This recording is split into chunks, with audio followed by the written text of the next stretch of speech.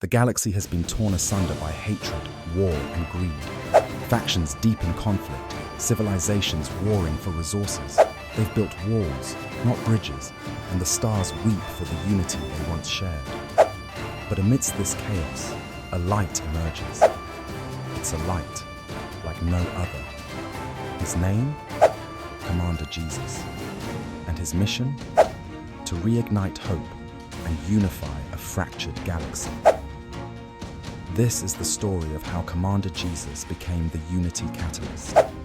Commander Jesus, born among the stars under the watchful light of the architect, finds himself facing one of his most formidable challenges yet, the Shadow Spire conflict.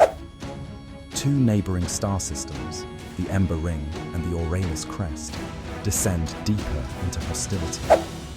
Their leaders, both fueled by ancient grievances and endless mistrust, refuse to compromise. Their planets, drained by war, teeter on the brink of destruction. Our story begins on Uranus Prime. It's a haven of bioluminescent cities, cascading energy rivers, and technology tempered by centuries of cultural growth. Its people, though proud, are burdened. They are hardly the warm steppers they used to be. Commander Jesus arrives with his crew, the fierce and tactical Zara, the genius tech guru Lux, and the empathetic diplomat Elysia.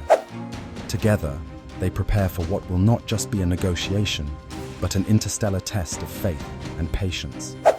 Lux scans the data. Commander, reports show that famine has taken root within Ember Ring. Resources are scarce, and so are supplies. Uranus remains wealthy in resources, but they refuse to share. Jesus listens intently, his glowing symbols of peace reflecting the concern in his eyes. We must show them a better way, Jesus replies, a way where unity triumphs over division. He radiates calm energy, the same calmness that heals entire galaxies. Their ship, the Starspire Dawn, enters the neutral meeting point, a hollowed moon known as Kairos. Once a bustling hub for intergalactic conferences of peace, now it's a shadowy relic of what was. The leaders stand opposite one another. Captain Rovan, representative of Ember Ring, hardened by war and loss on one side.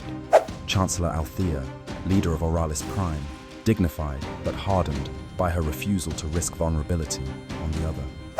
Neither leader speaks first. The tension grips everyone in the room. Commander Jesus steps forward, his voice calm yet resonant. Leaders, what you sow in division, your people will reap in despair. He activates a projection from his spacesuit's forearm console, displaying images of famine, destruction, and chaos on both sides of the conflict. Is this the legacy you desire to leave? With these words, a wave of compassion begins to emanate, targeting everyone. Jesus uses his ability, the empathy flare, a subtle technique where he enhances the emotions of understanding and care within those around him. Both leaders exchange hesitant glances, but neither completely caves. Zara intervenes next, directing her words to Captain Rovan. Captain, you have endured much. Battles fought bravely, lives sacrificed to protect your people. But sometimes strength is in knowing when to extend your hand, not clinch your fist. What if there's another way to save Ember Ring? But Captain Rovan glares. And trust Uranus.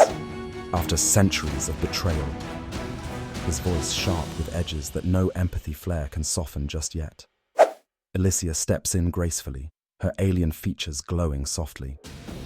I know the pain of divided worlds. My planet, Uthara, once crumbled under the weight of civil war. But survival came only when leaders were brave enough to take risks. It won't be easy, but neither is keeping up war while hope drains away. While they speak, Lux activates a tech demonstration, revealing a holographic blueprint of a shared resource station that could sustain both planets, a floating facility capable of harnessing renewable energy from neighboring stars. It's a marvel of engineering, but it requires cooperation to build. To rise together is to thrive together, Lux remarks. All it takes is belief in the shared dream. Commander Jesus takes a step closer to the fractious parties. His voice now feels celestial, powerful. You think you are separate, isolated, but you are tied together in a shared destiny. Your conflicts are no greater than a misplaced thread in the vast tapestry of existence. Unravel that thread, and everything starts to fall apart. But sew it back in the right way, together, and the tapestry becomes whole again. The leaders become contemplative, their resistance wavering but still present. However, before progress can be made, an announcement pierces through the comm systems, a declaration from the Galactic Dominion itself. Tyrannical as ever, they declare their intent to seize the disputed sectors, justifying it under the guise of reallocation of resources. Fear sets in among both leaders. If the Dominion steps here, there will be nothing left of us, Captain Rovan whispers harshly.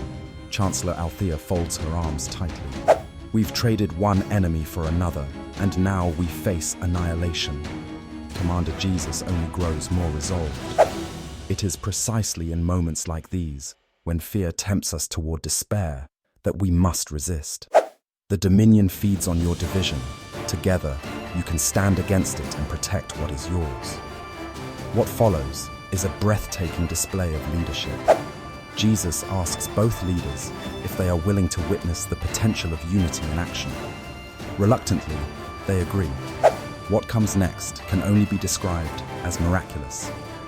Taking the starship into uncharted space, Commander Jesus invites these once divided leaders to pilot the ship along dedicated channels in tandem, a symbolic act signifying cooperation. Stellar anomalies threaten to destabilize the journey with cosmic storms, attempting to tear the ship apart.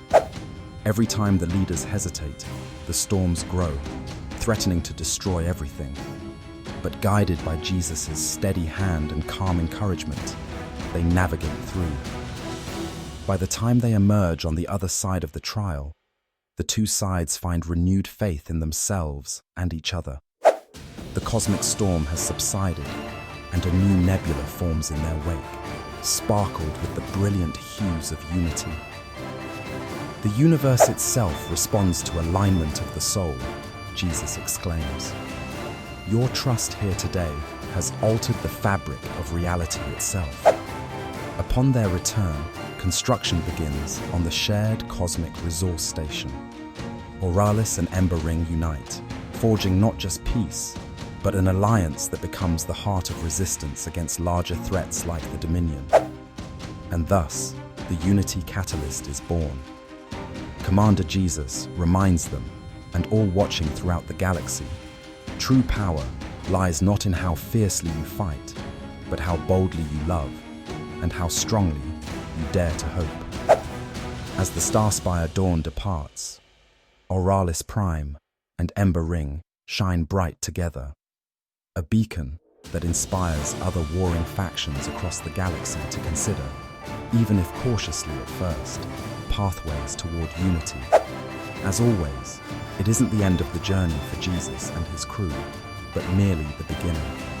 For wherever there are walls to tear down, bonds to build, and hope to spark, Commander Jesus will answer the call. Until all the galaxies sing in harmonious unity, his mission will not be complete. This is the story of how one being, with courage and compassion as his weapons, changes the stars forever.